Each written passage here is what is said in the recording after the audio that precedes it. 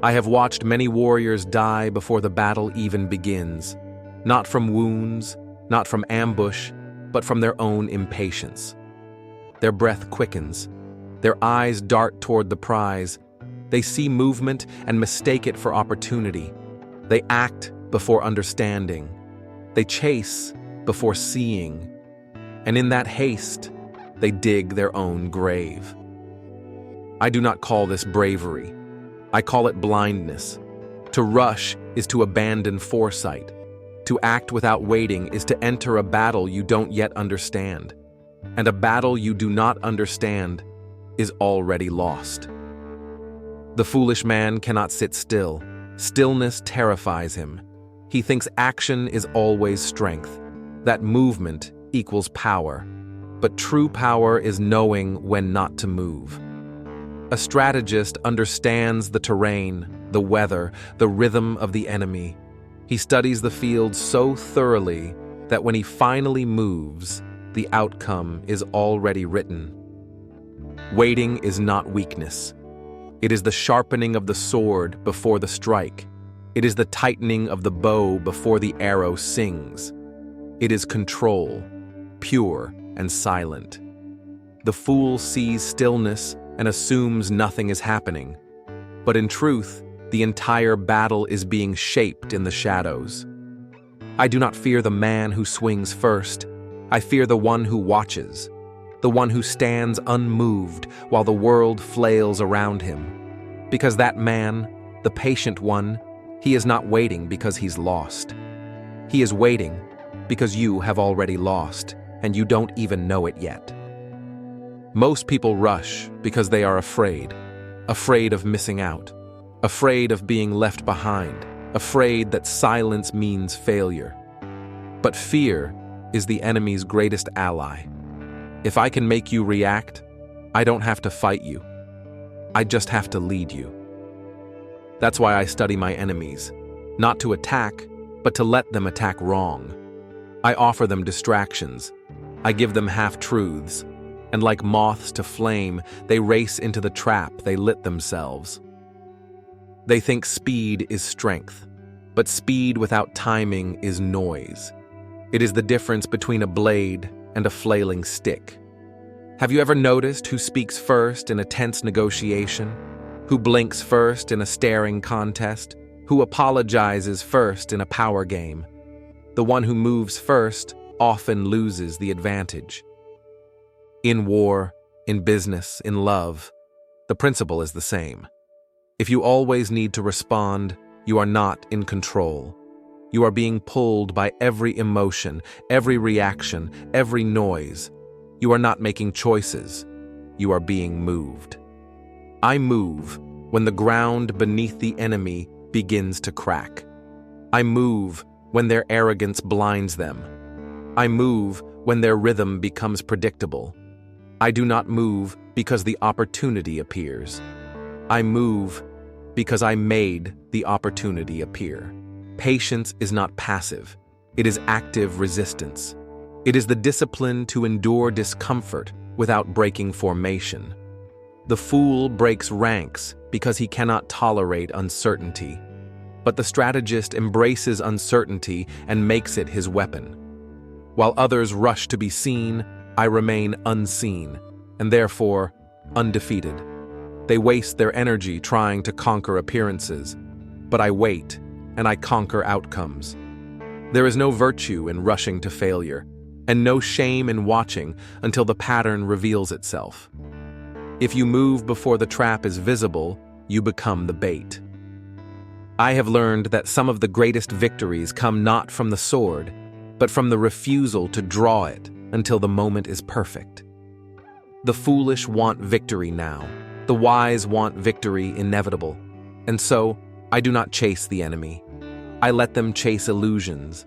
I let them chase pride. I let them chase noise. And when they are tired, then I begin my war. You must understand, the world does not reward the loudest warrior. It rewards the one who understands timing. Even the storm must wait for the clouds to gather. Even the tiger waits in the tall grass. To strike too soon is to miss. To strike too late is to die, but to strike on time, that is the art. I once saw a general lose an entire war in a single hour, not because he lacked soldiers or steel, but because he lacked stillness. He saw the enemy retreating and mistook it for weakness. He ordered a full advance. What he didn't see was that the enemy had prepared a second front. They were not fleeing. They were inviting. He was pulled by his own pride. He wanted to end it quickly. He saw a shortcut and stepped right into the pit. Because when you want something too much, you become easy to control. You think you are deciding, but really, you are being guided by the enemy's hand. I learned from this. I do not rush to win. I design the win in silence. While others fight for visibility, I fight for inevitability. There is a difference. The strategist does not look for action. He looks for reaction. He lets others reveal themselves first, and every movement they make gives him more data, more pattern, more advantage. Even when the enemy seems superior, more men, more money, more force, they are still vulnerable to timing. Because no matter how big they are, they still breathe, they still blink, they still hesitate. And that moment of hesitation, the moment between decision and movement, is where the strategist lives. That is the crack in the armor. That is the place I strike. But you cannot see this crack if you are too busy charging. To see it, you must wait. You must listen. You must suffer the discomfort of not knowing without surrendering to impulse. Most people hate that space. The waiting room between effort and reward, the silence before the outcome. They try to fill it with noise, with motion, with opinion. But that silence is where clarity is born. That waiting is where power is formed. Every meaningful move I've made in my life was forged in long stretches of waiting. Not laziness, not hesitation, intentional stillness, observation, accumulation of unseen advantages. The fool thinks stillness is stagnation, but stillness is strategy. It is the moment before the wave breaks, before the mountain shifts, before the arrow is loosed with precision. Even in failure, the fool rushes. He loses and tries to win again immediately. He doesn't reflect, doesn't recalibrate, doesn't refine. He just repeats the same charge, expecting a different outcome. This is not resilience. This is recklessness dressed in armor. But the strategist loses and becomes stronger because he studies why. He turns failure into data. And when he rises again, he does not repeat, he evolves. This is why I wait, not out of fear, but out of discipline. Because discipline is the sharpest blade. It cuts through noise, it cuts through emotion, it leaves only truth. When you live like this, you no longer chase time, you command it. You no longer react to pressure, you apply it. To wait is not to freeze. It is to prepare the unseen. And when the moment finally comes, when the enemy exposes their rhythm, their flaw, their hunger, I do not hesitate. I strike once, and the war ends before it even begins. There are those who mistake my silence for uncertainty. They see me unmoved, and they assume I am unsure. But they do not understand. Silence is where certainty is born. Because while they are reacting to shadows, I am studying the source of light. I let others exhaust themselves chasing rumors. I let them drown in the urgency they've created. They think urgency is focus, but real focus has no panic. It is calm. It is slow. It is brutal in its precision. Look closely at the world. You'll see this everywhere. The most successful hunter doesn't sprint, he stalks. The most powerful leader doesn't speak first, he listens. The most dangerous opponent is not loud, but unreadable. Unreadable, that is my armor, because if they cannot read you, they cannot predict you. And if they cannot predict you, they cannot prepare for you. That is the power of waiting. You become invisible by choice. I do not fear being underestimated.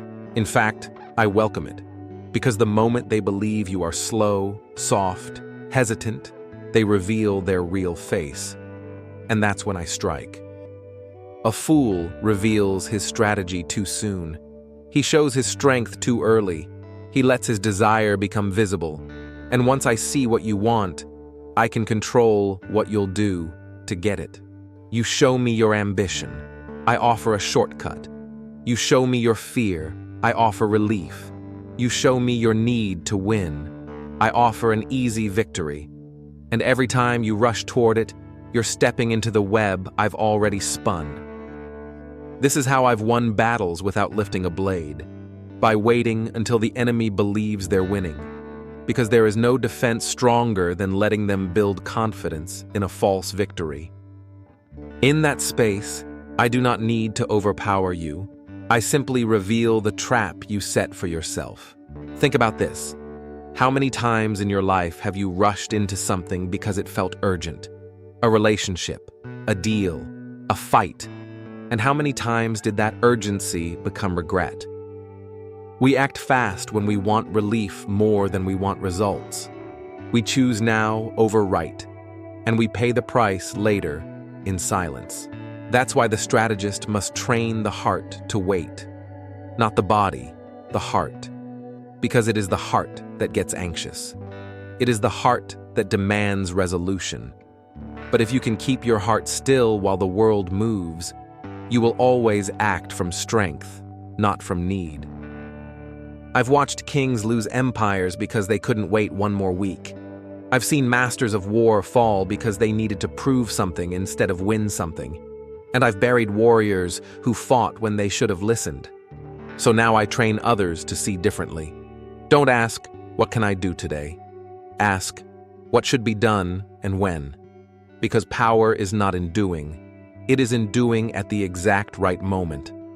Timing is a weapon most people never learn to wield. They think it's instinct, but it's not. It's learned. It's cultivated. It's sharpened through discipline. Every morning, I wait. I wait before I speak. I wait before I act. I wait before I react. Because I know every unnecessary movement leaks power, and every intentional pause builds it. That is how you win without rushing. That is how you wait and still dominate. There is a rhythm to every war, to every life, to every mind. But the fool hears no rhythm. He only hears noise. He moves because others move. He acts because others act. He has no pulse of his own, only echoes. I have no interest in echoing the world. I study the beat beneath it, because all chaos has a pattern, and once you find it, you no longer dance to its song, you conduct it. This is why I sit in silence while others panic. They mistake my calm for confusion. But confusion is what they feel when they see a man who won't join their race. They don't understand that stillness isn't empty. It's full of every reason not to move yet. The strategist listens more than he speaks, watches more than he strikes, thinks 3 layers deeper than the surface. And the deeper you go, the more slowly you move, but with devastating certainty. This is why waiting is feared, because to wait is to confront yourself. No enemy, no distraction, only you, and your need for validation, action, resolution. But I have no need for noise. I don't win because I move first. I win because I understand first. And that understanding makes movement irrelevant, because by the time I act, you've already walked into defeat on your own. Every time I wait, I gather invisible weapons, information, pattern recognition, emotional leverage. I learn what makes you angry, what makes you impatient, what makes you move before you're ready. And once I know that, I don't need to destroy you. I only need to press the right nerve. So I sit quietly, while others expose their weaknesses. They fill the silence with words, not realizing that I'm not responding. I'm recording. And when the time is right, I don't shout, I whisper. Because when the trap is well built, you don't need to close it. They'll walk in and close it themselves. I've seen kingdoms fall because their leaders couldn't resist the temptation to be seen, to be applauded, to be the first. But the best generals don't need applause. They don't need to be first. They only need to last. And they do so by waiting, not out of hesitation, but out of unshakable clarity. I remember standing on a ridge once, watching my enemy burn their fuel, march their men, move their pawns too early. They thought I was retreating, but I was simply not yet arriving. And when I did, I arrived as inevitability, not with speed, but with certainty. That is the power of waiting, not to delay, but to decide exactly when to become unstoppable. So if you want to lead, wait. If you want to win, wait. If you want to be remembered, wait until every move is shaped by understanding, not urgency. I have watched storms pass by the mountain, fierce, loud, threatening to tear the world apart. But the mountain does not move. It does not resist, does not react. It simply waits and remains. This is what I strive to be, not the storm, but the one who outlasts it. Because when the storm exhausts itself, those who waited still stand, unmoved, unbroken, ready to walk forward through the silence that follows. I do not train to rush.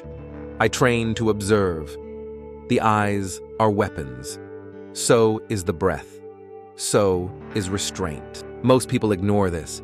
They focus only on the sword, the pitch of their voice, the reach of their ambition. But a strategist's true power comes from everything the enemy cannot see. The discipline not to speak, the precision not to act, the patience to look like you're doing nothing, when in fact, you're building something no one else has the vision to see. There is an art to letting others believe they are ahead, to watching them celebrate while you set the trap beneath their feet, and when they fall, they call it luck. They always call it luck when they're defeated by someone they never saw coming. Let them underestimate. Let them think you are behind. Let them believe they are faster, stronger, smarter. Because when you wait with clarity, you turn their confidence into your camouflage. I don't interrupt fools. I let them walk straight into their consequence. Because some lessons must be delivered by reality, not by words. And the strategist doesn't argue with the foolish. He simply outlasts them. I once waited weeks for a single opportunity. Every day, my men asked, "Why not now?" And I said, "Because today is their day. Let them waste it." So we waited. And when the moment arrived, it was not loud.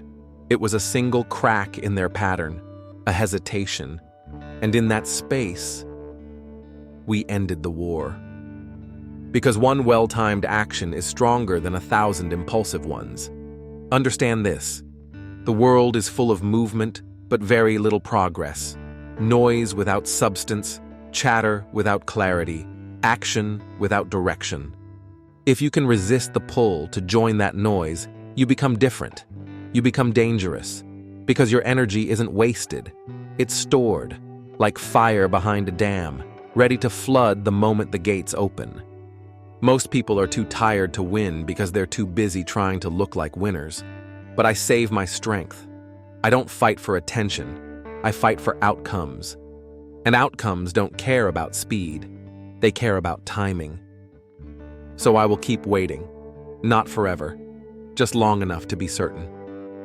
And once I am, there will be no warning. Only the sound of your illusion collapsing beneath the weight of my patience. There is a kind of quiet that terrifies the unprepared. A quiet that isn't passive, but full. The silence of someone who knows something you don't. the stillness of a storm that hasn't yet spoken. That's the kind of quiet I carry. Because I don't announce my intent, I don't declare my timing.